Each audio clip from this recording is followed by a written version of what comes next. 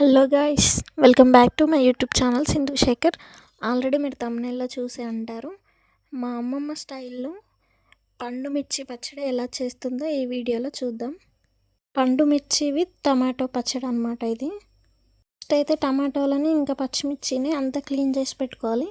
తర్వాత ఈ పచ్చిమిర్చిని ఒక కడాయిలో వేసుకొని కొంచెం ఆయిల్ పోసుకోవాలి. పండు మిర్చిని ఆయిల్ వేసుకొని అందులో వేయించుకోవాలి మంచి కలర్ వచ్చేంత వరకు.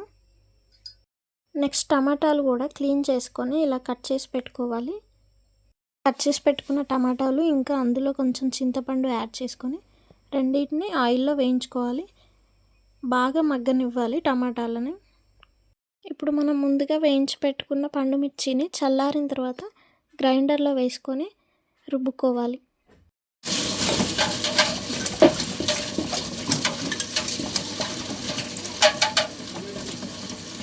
ఇందులో తగినంత సాల్ట్ని యాడ్ చేసుకోండి.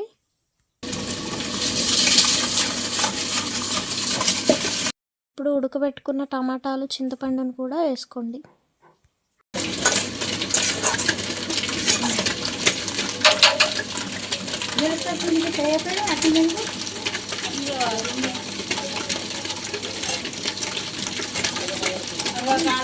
ఇది సగం మెదిగిన తర్వాత ఇప్పుడు కొంచెం జీలకర్ర పొడి ఇంకా మెంతి పొడిని యాడ్ చేసుకోండి.